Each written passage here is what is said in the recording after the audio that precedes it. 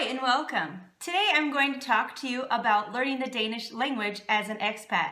So stay tuned.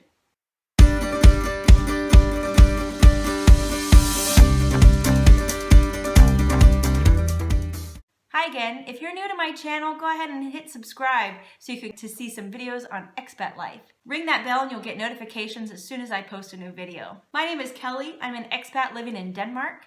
And I don't live in Copenhagen, I live in a small town in the peninsula of Jutland. Life here is a lot different than living in a big city, and also learning the language is different. One thing that to keep in mind is that even though Denmark is a very small country, we have many different dialects. So the way that you say things in my part of Denmark is different than the way that you would say them in the southern part or even the west coast or in Copenhagen. So as a foreigner coming here and learning Danish, it was very difficult for me to understand people right away because I didn't really understand all these different ways of saying things. I myself have been a foreign language teacher for many years.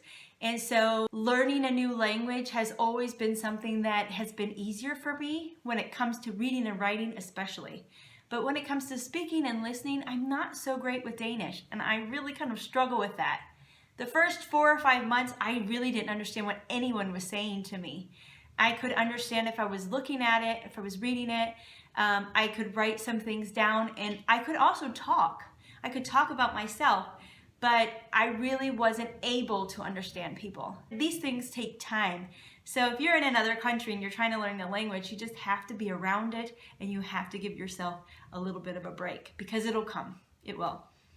Okay, so how did I learn Danish? When I lived in the US, I had a friend who was also married to a Dane and our husbands worked together. And we thought, let's try learning Danish. And so we found this book on Amazon. It's called Colloquial Danish. And it comes with some online listening exercises, and it's a textbook. And I am a teacher. I'm better with other people, and I'm better with a book. And so this really worked for me just to kind of get used to the Danish language. What I was reading, I could understand, and I could start to write sentences. And if nothing else, I was starting to get used to words and kind of how everything went together. When we moved here, I had these little phrase books. What I love about phrase books is that inside, they also show you how to pronounce some of the different words. Because that's the problem in Denmark, is that what you see is not what you get. Because it's not always pronounced the way that it's written. And when you think about the way that it's written, it's because there are rules in Danish language that are not the same as English rules. And I don't know what these rules are. So that can be kind of a problem. So a phrase book can be really helpful for helping you with pronunciation. The third thing that I did to learn Danish is that I started the app Duolingo on my phone when I first moved to Denmark. So I was in maybe a couple weeks before moving to a few months after living here, maybe even more. And it would be something very basic in the beginning where it would have words and then you'd have to find the picture that went with the word and they would say it out loud. And then there was also a function where you would have to say something back and say it correctly. And so there was a lot of different ways of learning. As a foreign language teacher for many, many years, I know that it's very important to say it, to hear it, to write it, and to read it. And if you're doing all 4 of those things constantly, then you're really building up your foreign language awareness. I could just read books all day and say, oh yeah, I know Danish, but then when someone wants to have a conversation with me, I can't. Or I go to a parent-teacher conference and I have no idea what the teacher's saying. It's so limiting for foreigners if you can't speak the language, especially if you live in a small town. Language is key, so it's really important that you learn it. But the Duolingo, I think, was really helpful because, again, it kept me motivated. It sent me reminders, it gave me little badges when I did something well, and I was really encouraged to continue with it.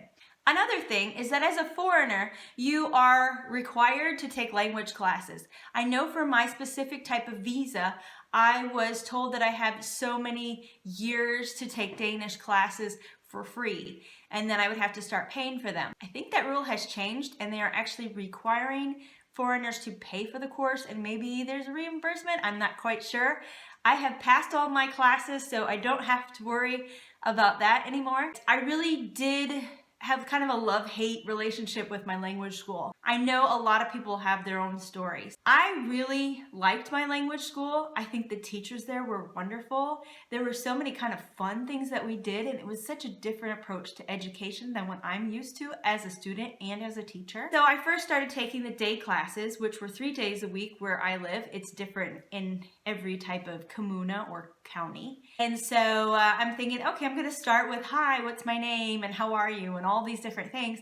But in reality, I just kind of jumped into a class that had already started. They were talking about vocabulary with food or the kitchen or something, and I'm thinking, what? I don't even know what the teacher's saying. So it was very different. We had textbooks, and we also had access to their library there, which I thought was fantastic because I would take a book home or 2 books home every week and read. And reading really was the way to help me build my vocabulary. And I don't think that I would have gone as fast through the program or know as much as I do now without doing those extra things like reading the books. They tell you that they're there, but not a lot of people take advantage of it.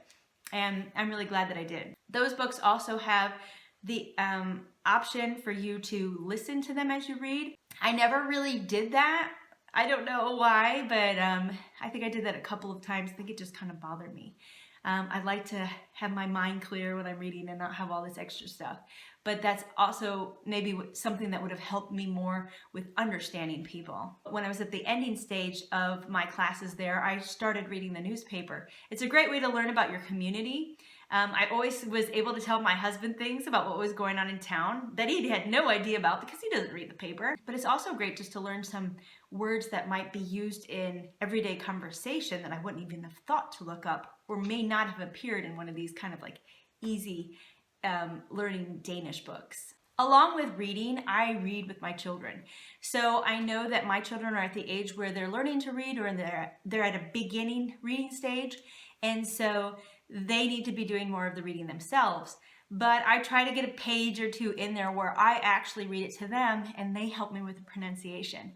It's a little sad, in my opinion, because I am an educator, I have a master's degree in reading, and I really want to help my children with reading, and I do in English.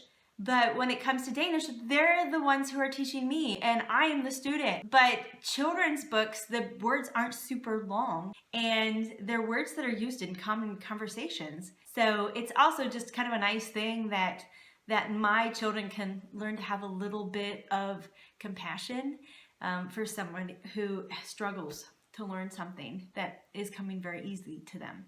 I also took language school at night once I started working. It's such a different dynamic because you have a lot of people who work all day and then go to school at night. And it was only twice a week then. So it's a little different. I don't feel like we had as much opportunity to do as much. And I was grumpy because I was working all day and then I'd have to wait and then go to language school. And then sometimes I wouldn't get home till like 9 o'clock at night. So it was just a very long day. But I was very, very thankful for the teachers that we had there who helped us with ready to take these exams, because that's something that I need in order to stay in the country. That also leads to my next one, where I would say have a language buddy. Yes, it's great to speak with other foreigners because you're getting the practice, and I do that. I have some friends who are from China or some friends who are from Eastern European countries, and we speak Danish together. But sometimes, if we have a question, we're not really sure what the answer is.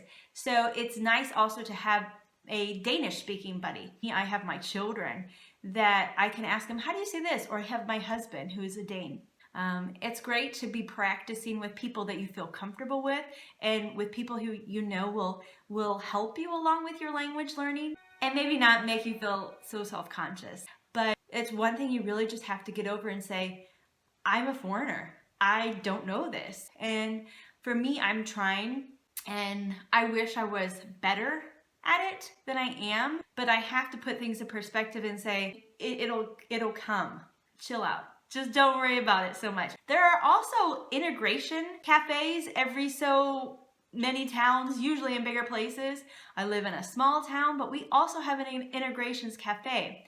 This is something that's run by the Red Cross, work with people who are foreign. Many of the people in these types of groups are refugees. They come to this integration cafe because they want the exact same thing that I do, and that's to get better at Danish and to fit better into Danish society. So I'm very happy to meet them, and I've made some really great connections with people in Integrations Cafe. Also with the volunteers there. It's great to meet the volunteers. These are locals who are willing to help us, but they also know more about the community. So it's great to have kind of a resource of someone else in your town. Other things that you can do to help you learn the language, you can watch TV with the subtitles on. Is kind of a good thing for me because I learn better with reading. But a lot of times I have to ask my husband, okay, now what exactly was that they said? How was it that they said it? And so we kind of use it as a learning time, which kind of annoys him because he wants to relax, but that's how it's gonna have to be for a little bit.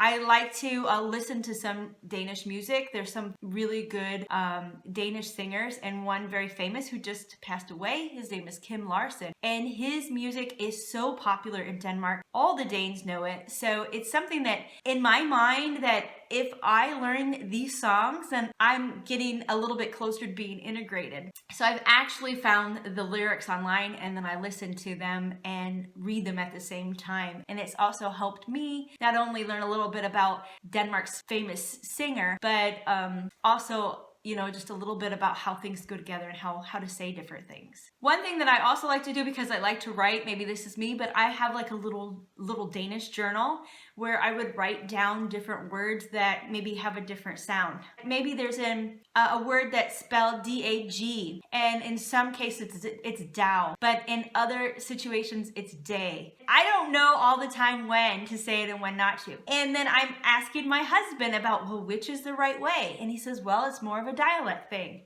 And it drives me crazy because that's not an answer. So when I learn a language, I'm trying to write down all these things and say, okay, well, this is how they say it around here. If nothing else, I will learn Jysk, and it will all be very streamlined, and at least the people around here will understand what I'm saying. Another obvious choice would be to go to YouTube or to go to a podcast where they talk about pronunciation. I also do this because done with my language classes, I have passed my Provetray exam, which is the exam you need to have residency and citizenship in the country. So I don't have any more teachers around me helping me along. So I like to go to YouTube and listen to how certain things should be pronounced. I'm going to put down one word that I learned right away when I moved here, and I thought it was something that was used very often. It was just everywhere. And that word is safuli.